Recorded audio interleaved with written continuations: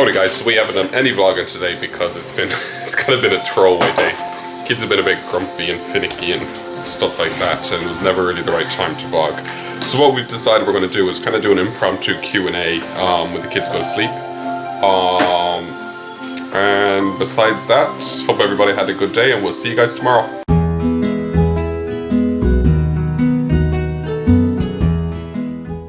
Hi guys, so we are doing a bit of a Q&A. It was kind of spontaneous, as in we did not plan to do one this morning at all. So we're going to jump into some questions. What do you got? Are you ready? Yeah. I have it on my phone. Why did we start vlogging? I think we've touched on this before, but we didn't have any plan to start vlogging. I think it was just one day we said, well, we film today for the crack. And we did. And then it was kind of, well, if we're going to do it, we'll do it daily. Yeah. So we're like, we don't really fancy weekly, didn't think it would suit us, so we said, okay, we'll just film the next day and see what happens. Yeah. And then we're like, we'll do it for a year, just for the sake of giving ourselves something to kind of aspire towards. I think that's... Yeah. Like the YouTube channel had been there, it was kind of just started off craft, orientated crochet and craft and different things, and kind of here and there vlogs from the odd bit, and then we took a long break, and then I kind of started just doing like phone clips of Robin when she was a baby. And I had a few phone clips up on mine. They're still there, kind of just... Like Morgan has that's the thing, Morgan has a YouTube channel as well. We'll actually put the name of it here and a link to it below. But we kind of just quick and easy phone clips. And then we started, I think when Robin was like 3 months old, we did 2 week vlogs of just Robin's week. And we found that kind of hard to do, so yeah, so that kind of just started the vlogging. And also we were very inspired by the vlogs that we watched, like we watched the Shade Tards. It's Judy's Life was a very big one to us, so... I think those are the 2 big ones. Yeah, they were the 2 big ones. It's Judy's Life would have been the one, I think, that cemented us to start vlogging. Yeah, I'd see it as Shade Tards kind of... We kind of... I don't know, we really enjoyed the Shade Tards. So I think what we got from them is the fact that we used to look forward to watching their videos every day. So, but we never even thought about vlogging at all, watching the Shade Tards. It didn't kind of come up. It was just, we enjoyed it. When we started watching Judy's Life, we were like, actually, their kind of way of approaching vlogs and their day-to-day structure and kids and the way they parent. It was like, it's just... It was very similar to what we were doing with Robin. Yeah. So it's actually Judy's Life, so Judy and Benji, that would have been the inspiration behind probably. Like to me, if I could meet any, we'll say big vlogger out there, it would be Judy. Definitely. She's a big inspiration to me. Molly's down here. We have to hurry up with our questions because we do tend to ramble, me and Morgan, so we have to answer these fast. Do we want any more children? So as much want, we're not planning any more children. We will be extremely happy with whatever we're blessed with. But we're not planning for the foreseeable future. We're just kind of happy with the life balance the way it is right now. Exactly, yeah. I agree. Our dream vacation. It's kind of 2. It depends how much energy we have, I think, between Florida and Hawaii. What would you think? Would they be up there with you? Yeah. I think that would be a dream. I'm going more realistic thing of, like, I just really can't wait to do just a few days with the kids, whether it's like to Disneyland Paris, which I think we'd be closer to get to, or else like that, a Disney cruise, or just going away from Galway. Yeah. I don't care even if it's in Ireland, just to kind of go on a holiday with them. I would like if it was somewhere different, so that they were seeing something different. Definitely. Yeah, I would agree. And I was looking at, realistically we can't be hours and hours on a plane either. So, yeah, but when we get into our house... I think probably like Neen touched on it, Disneyland Paris is where we'll likely bring them. Yeah, I think so.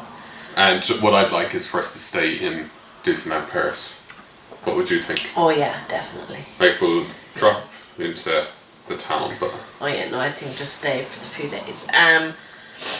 I didn't put the names of the people that asked us, but thank you very much for the people that did ask us questions. How do you organise your day with 2 young children? That's down to you, pretty much. Yeah, but I've said it before, when you have one young child, because it's pretty much the same when you have 2, because they're so close in age. It is very easy now. When Obi was a newborn, it was a bit more difficult, but we were very blessed with Robin, because Robin was just like amazing with when Obi was born, considering she was 14 months old. Yeah, 14. Like she knew not to be rough with him. She knew that she wasn't to pull at, the Moses basket, or when he was on the ground, she knew she, couldn't walk on the blanket he was lay on. She was just like very, very gentle and maternal with him from the start. From the beginning, yeah. So we were very blessed that way. But it's just now, I think as they're getting older, the age gap doesn't seem that large. No, it's not that large. And like, it took a bit of work, but they nap at the same time, and yeah, I don't find it any difficult. It's just when you have... I think you touched on there, if you specifically were looking for how we kind of figured out with 2 kids, it's like just keeping to a routine so that they feel secure in it. So they wake up around the same time, they have the same naps, they have the same type of food, Yeah, yeah. I think lots of little things. And saying that, they're good when they're throwing something new. But I think it's because they're so secure with their own routine. It's very routine. And like, they love a routine. They have, yeah. That's the thing. Robin they both love the routine. So. And like, it's not going to last forever, but at the moment they both sit at the end of the stairs before they go up for bed every night, waiting to go to bed. So I think that's a pretty good sign. Yeah. And it's all about wind down time. And so it's very easy. Maybe we could do a separate vlog sometime. I think it's a good idea, yeah. Just something about that. I have a question here from Worthy Millers. If you could be an animal, what would you pick?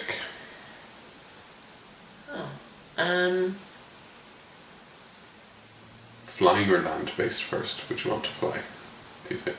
I probably would want to be a...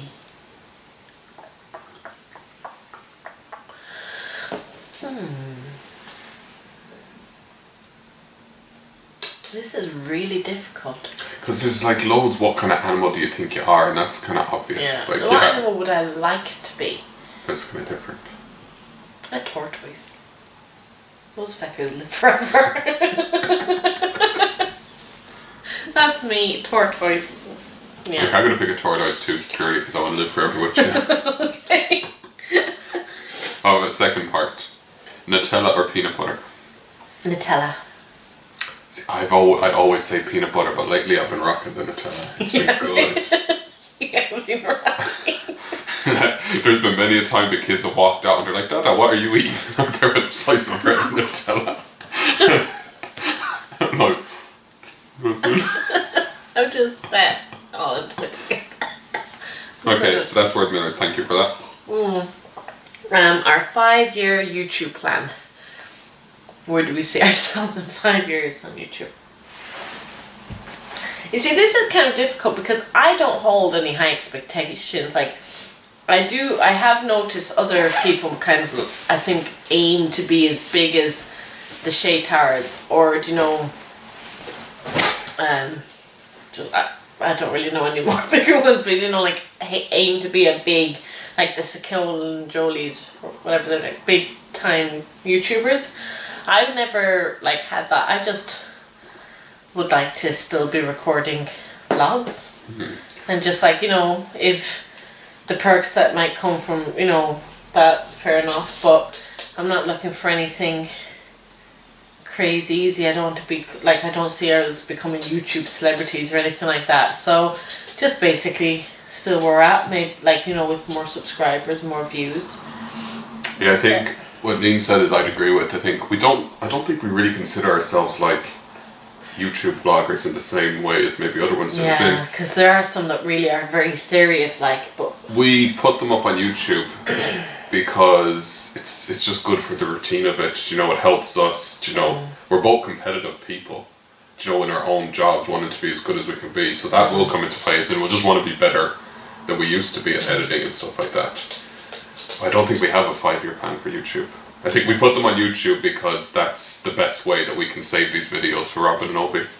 Yeah, and like we enjoy sharing them with our vloggers and we viewers, and we enjoy like chatting to our viewers. Like we have some really nice people that watch our videos. We're very lucky, and like a lot of these people have been watching since nearly the beginning. Nice. Like, so we've been very lucky. Like I'm not going to name out anyone in particular because then if I forget someone that won't be good. But we are very lucky with people that take time to watch us, and I always feel blessed that somebody would actually just take time to press play.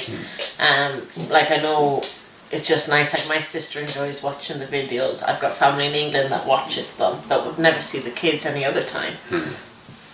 Your mom can watch them, you know. So it's just nice to have family that watch them. Yeah, we watch them. Robin and Obi call it the Robin and Obi show. So yeah, we don't really have a 5-year plan.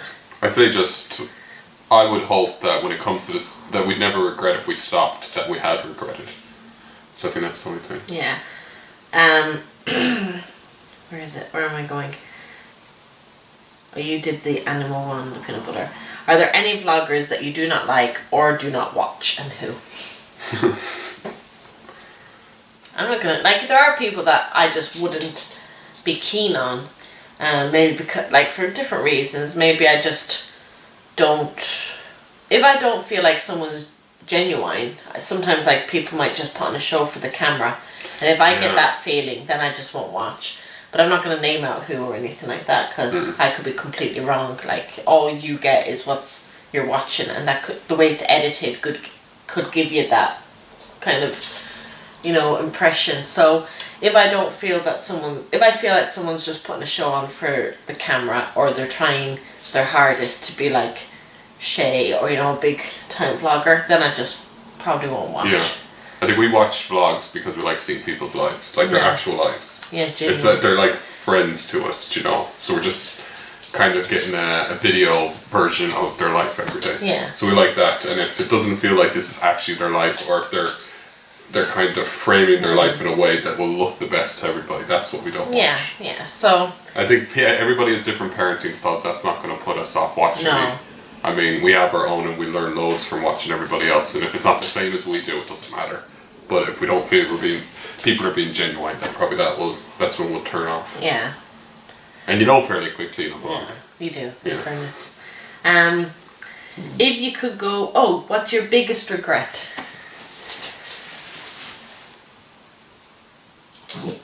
After you. Well, after you. I've done some stupid thing. I don't know, like,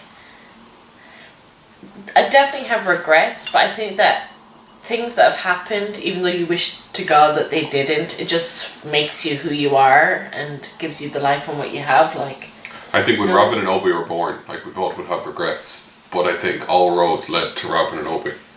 So it's very hard to go back and say, well, I wish that was different, because if that was different, Robin and Obi might not have been there, or... You sound like you're making like you don't want to be with me. What? I don't know, I'm getting that feeling from you. No, okay, you know in like About Time, has anybody seen that? Yes, I know what you're saying. So in About That's what Time, I'm kind of saying is, I don't... Your man figured out that after he had kids, he couldn't go back in time because it would change things, and it could change what kid he had.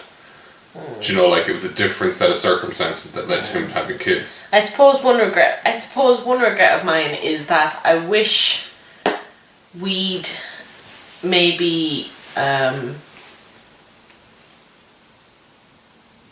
didn't have to do like a long distance relationship thing. Oh, definitely. That would be it, because we had a few years of a long distance relationship and it wasn't great.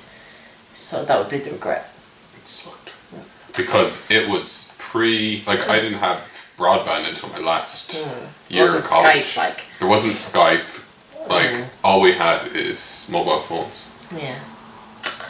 Anyway, if you could go back and tell 16-year-old you anything, what would it be? When I was 16, I was actually thinking about that. I was like, I must write a note about what I'd tell my future self. Yeah. But So, what would you tell your past self now?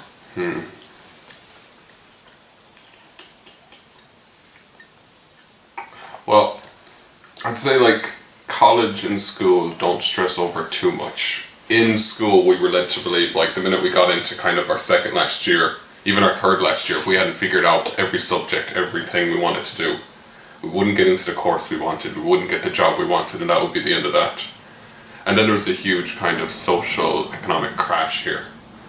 And the people that had spent years and years in college were screwed, and other people who had just worked hard every day and were kind of just hard workers, that came through. And I think it's more about hard work than stressing about school. So I probably tell myself like, you'll get there, just like be a hard worker. Yeah. What do you think? I think being able to work a full day is what you need to get out of being a teenager. Yeah. Not being able to memorize what's in books, because like that will come if you go to college. You'll be able to do all that, and if you don't, you'll find like a career path that's different. Because I was stressed in school. I was stressed to the point of being sick nearly. Yeah. What would you say? I don't know. I'd probably just be like, for me, I think I'd probably just be like, you know what? Girls don't like you. Like, I don't know. Like, girls never really liked me that much. And I just kind of, you know what? You'll get friends when you're older. And don't take it so personally. I don't know. Like, because sometimes just girls don't like other girls for no reason, so I don't know. I would say I had a hard time with girlfriends, like, so I'd probably just say, do you know what? Walk away. It's not worth the heartbreak, kind of thing. So yeah, that's what I would say. What's next? We really need to hurry up answering our questions. Morgan, what's your favourite football jersey? As in, if you could only wear one jersey for the rest of your life, which one would it be? Oh, that's hard. Probably one of my Japan ones. Good choice. And the reason is Japan always have good quality shirts, and there's no sponsors and print stuff on there. So it would be a jersey that would last for a while. Like my Ireland jerseys I love, but they've got big bloody sponsors that are printed on them, and they'd eventually peel off and I'd be annoyed. Yeah. So yeah, Japan is a good one of my choice. Japan football jerseys. I like that one. That's a good one. Now, and first of all, I need to apologise to Everyday Lee because she asked this question months and months ago and I just never answered it, so I'm answering it now to tell her about Robin and Obi's birth. So I'm going to do this kind of very quick. So Robin's pregnancy was great up until 6 months, and on the actual day that I was 6 months pregnant, I had a very bad attack at home and didn't have a clue. I thought I was going into labour. Like the ambulance was called, rushed to hospital, and I was told I had gas. So I was and I just kind of, this pains and kind of attacks kept coming, these really bad kind of stomach, chest, shoulder pains kept coming, like how many times a week? Like every few days, every day? At least 3 times a week. Like a lot. And I just thought it was gas, and I used to be like rolling around on the floor in pain, projectile vomiting, hot baths, and I'd just be like, in the end just saying like, just kill me in this pain. And then that just terrified me for the rest of the pregnancy, because I thought, this is gas and this is how I handle a bit of gas pain. How am I going to get through the birth? So then when I went, 5 days over with Robin, I actually was in labour for 2 weeks before she was born. I was like dilating. But they were waiting for it to kind of happen. And your labour started and then paused. Yeah. Mid-labour. So you got sent home. Yeah, I had a lot of sweeps done for any woman that's had a baby. You know what those are, with Robin. And in the end, I went 5 days over, and they brought me in to induce me. They induced me, and they kind of kept, I remember one thing I can't remember on the days, they kept saying like, and how's that contraction? And I was like, it's fine, because I wasn't feeling pain. Like, I can say that now. None of the contractions had me, like, moaning or anything. And then I'd been very aware that I wanted epidural because, again, I thought I can't handle gas pain. I'm going to need epidural for birth. And they gave it to me when I was 7 centimeters. And that was fine. And she just kind of popped out. They said to me, like, oh, you're going to be pushing for a while. Her head still isn't engaged. This is going to be a long night. They kept, like, telling us that it's going to be a long night. It's going to be a long night. And the day staff was in the middle of changing over with the night staff, and they were talking in the room. And she just said, oh, have a practice push there. And they were continuing talking. So I practice pushed, and Robin's head just popped out. And then the next push, and she just flew out like a wet fish, is what I say. Yeah.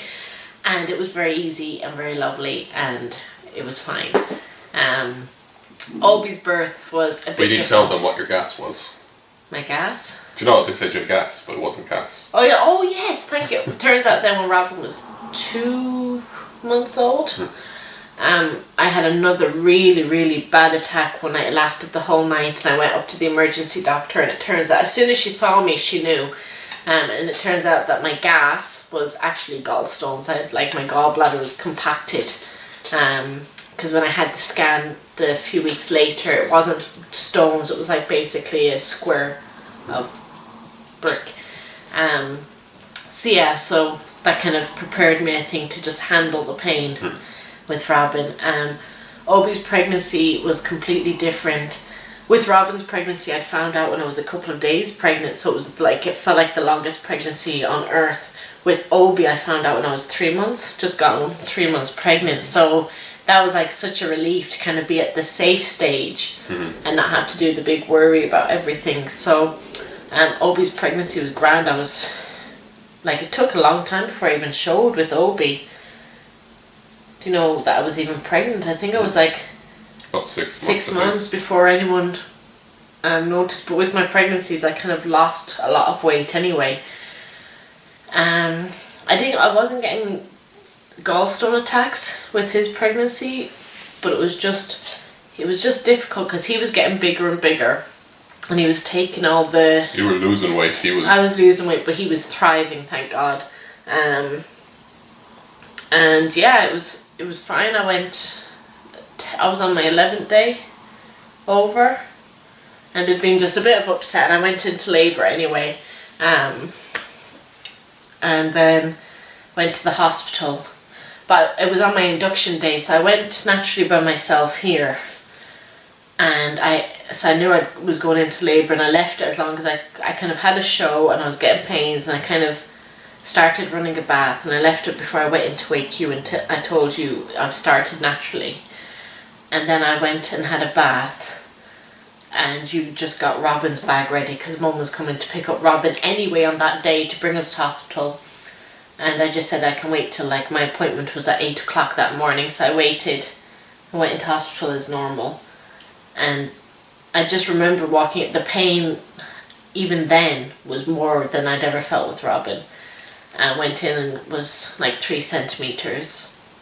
And they wanted us to go over for coffee. And I'm the type of person, if a nurse or doctor says, oh, you have to go, we don't have room, go there. I would just do it. I might not agree with it, but I do it because I won't want to argue with them. But I was like that to Morgan, I am telling you now, we are not going for coffee. I was like, get me a room. I was like a demon. And we had a student-y midwife, because I know she just seemed really annoyed at me, because I was like, I kept trying to, the only way I could describe the level of pain was I kept saying, this is worse than a gallstone attack. So to me that was this is the worst pain I've been in. And where Morgan might have gotten it, nobody else understood why I was telling them this at all. And then she was kind of saying, oh, you're only at 4 centimetres. But she didn't examine me, so I don't know how she knew that. Yeah, they just didn't have room, so they were kind of... Yeah, so then she was like, oh yeah, so I was like, no, I need epidural. And so I think she thought, geez, this one's only at 4 and she wants epidural. And she kept saying, epidural will slow it down. And at that stage, I didn't care if it was going to take me a year to get him out. So I was like, give me epidural. The epiduralist came in, and they had just started when the midwife manager came in. And I think she'd heard me through my last contraction, and she was like, get out. She's about to push this baby. She grabbed the epidural doctors, I can't remember their official title, and literally grabbed them by the scruff of the neck and pulled them out of the room. But I still had the tap in my back at this stage, but no epidural had been put in, just the needle. And then that's what I remember hearing, and she was like, just like she's gonna push, and there wasn't any time for anything. Yeah. She just popped me on my back, and in my head I was thinking, this one's effing crazy if she thinks I'm pushing anything out without epidural. And then the next contraction came, and there was no denying it. That child was coming out whether I wanted it to or not. And then it was just a very hard birth. You could probably tell at this stage because I wasn't watching. I was like... Yeah, so the midwife or whatever, she kind of tossed everybody out of the room and you started with kind of that big contraction, and Obi's head started to come through, but then stopped. And then there was kind of panic stations because they were kind of trying to get him out and couldn't get him out. And basically, it was just, it's very hard to kind of talk about and remember. There was just basic serious panic faces, and I can see the midwife go completely white at what was happening. And basically Obi's head got stuck and then went back in because his shoulder was stuck in Neen's pelvis. And he was already massive to begin with. So she just, in a kind of a split second, she just kind of dove in. Yeah. Like, really just dove in. The midwife, kind of maneuvered Obi's shoulder out, kind of. We can joke about it now. Like, we were like, when you see a cow being born, it was like two arms in kind of thing. Kind of dislodged Obi's shoulder and pulled him out, like forcefully, really pulled him out. Nearly had a knee on you, I think.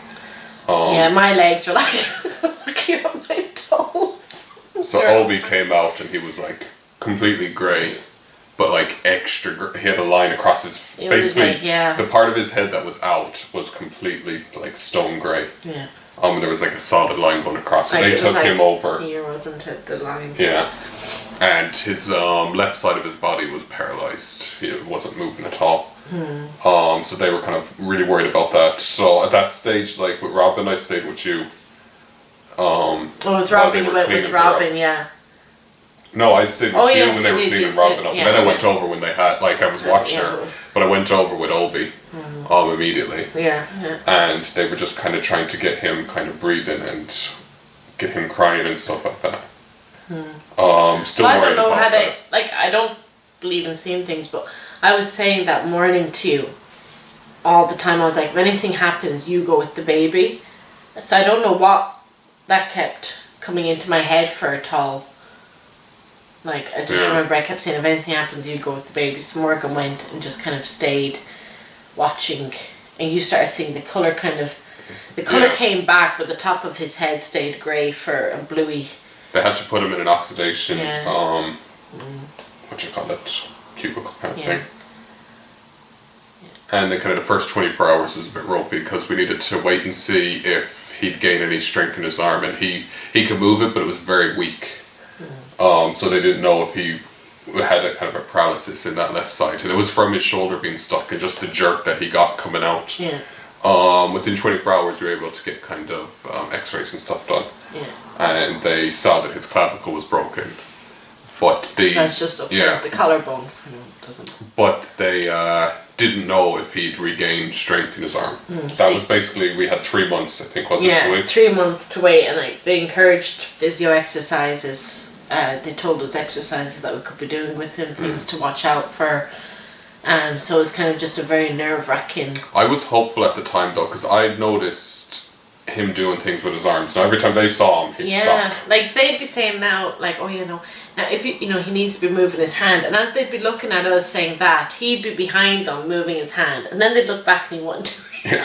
And that is his personality now. Like, he will do things for me, and I might get the camera out and be like, okay, and he's just like, no, I'm not going to do it. So it's kind of like that was how he was being. But I think, like, to answer for everything that had happened, it was like his weight was 11 pounds 7, which is 5.5 kgs. So he was a big boy. Like with both the babies, I don't have a lot of water, so it was baby that was in there. So Yeah, that was that natural. 11/7 naturally. 11/7 naturally. And then I think like afterwards as well, I always remember is when they took the needle from my spine and I felt like I'd been electrocuted on my back. That was like sore. That was worrying because we didn't know if you had any damage from that. Like you could have been severely damaged that was from like, an interrupted epidural. That went right into my head.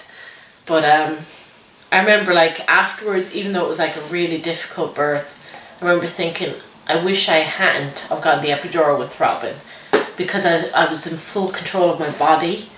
I was able to get up and move around. It was just a much better experience afterwards, you know, because I was able to do things for Obi. I think had he had everything that he had happened and then I'd had the epidural and couldn't move, I would have been like very stressed. I just liked the fact that I could, you know, walk with him, get up with him, that kind of thing.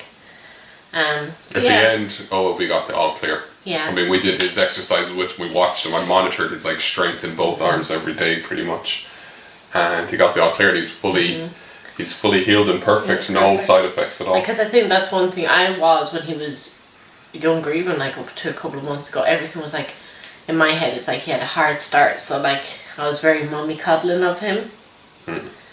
And doing things for him that like I would have maybe had Robin doing independently for herself, and he really didn't need it because he's such a independent little boy anyway.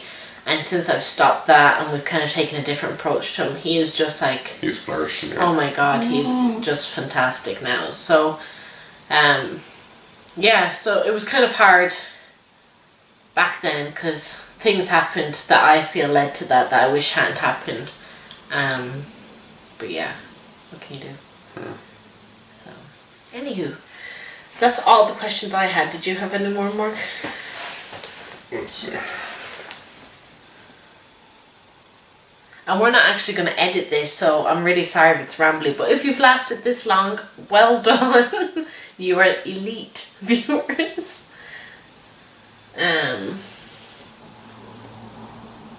No, I have no more left. No more questions. Okay, what I have wasn't questions from people, but it was questions that I saw online.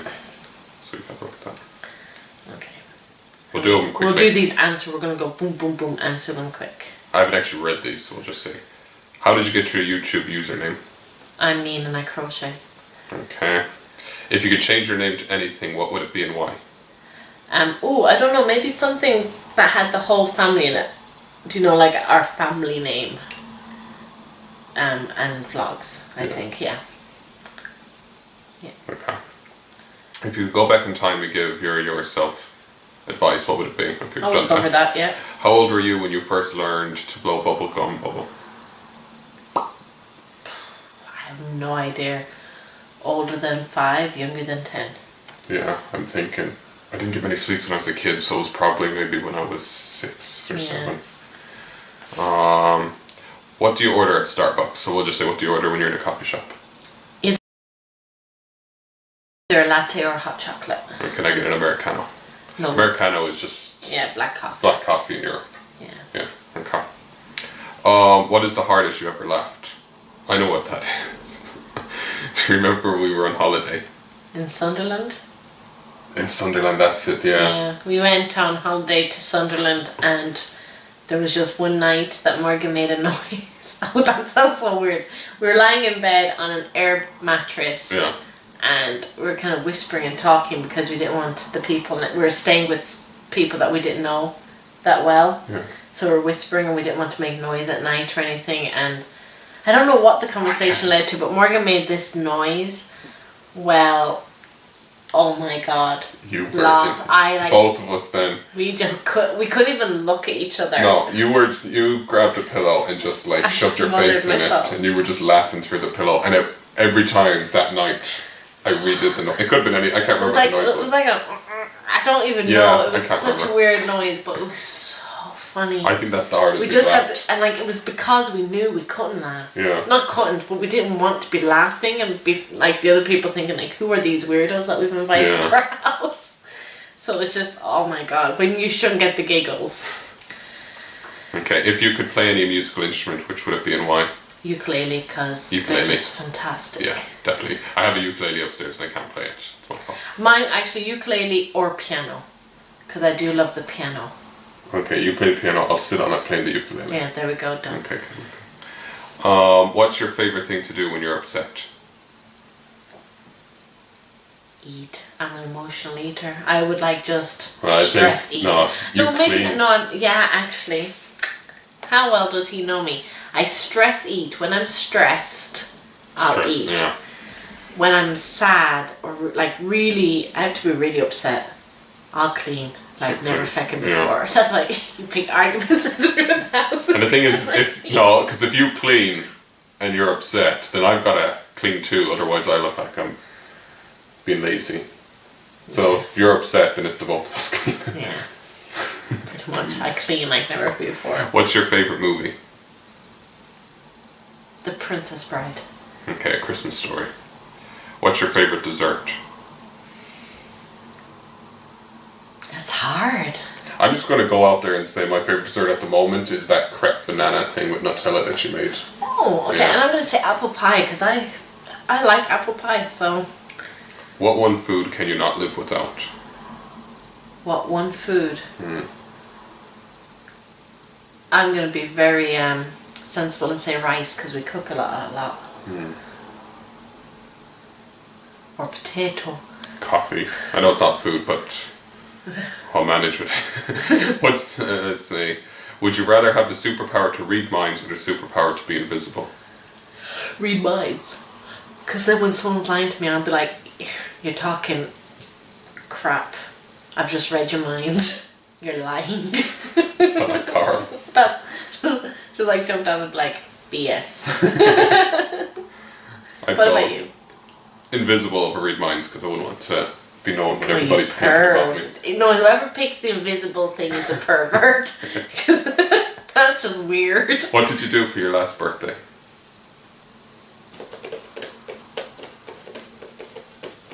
What did I do for my last birthday? Oh, I went to work and I came home and you made me cake. And that's what we did. We vlogged it.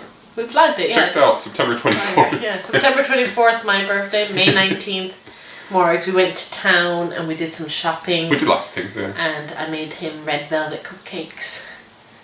Okay, if you had one personal selfish wish, what would it be and why? What would yours be? Selfish wish. I don't know. Can you wish for money? I would wish. House I and wouldn't no want to be. mortgage. Would be great. And I was going for not having to work. Yeah. I just would love to not work and be home. It was so nice when we both had a week off around Christmas. And we got really, really into it. And we were like, this is lovely. We had a perfect routine with the day and the house and the kids. It was lovely. That's what we would like. Kids not were to happy, work, they were but yet thriving, they were learning stuff. Yeah. It was like a big happy bubble. Yeah. And then I went back to work and you went back to work. Yeah. Okay, this is a bit weird. If you were a Pokemon, what would you be called? And what would you look like? Huh. I'll have to pick the name later. I would like to look like something really cute and innocent, but then when someone got too close, like a giant scorpion tail kind of came up, probably back. You know, something like out of the blue, really dangerous and venomous and deathly. So like if anyone came near my cubs, just probably like a little miniature fox, but out of underneath my tail, so my butt would come a scorpion tail. What I want is anybody, you've described, if anybody has an idea for the name of that creature, put that in the comments. We won't name it. If you've watched To Now, which I don't think anyone has, but if you've watched To Now, name means Pokemon. Name what I would be as a Pokemon. Name means Pokemon and I will draw it. Yeah, so if somebody names fox, it, I will draw it. But a scorpion tail pincher that comes out of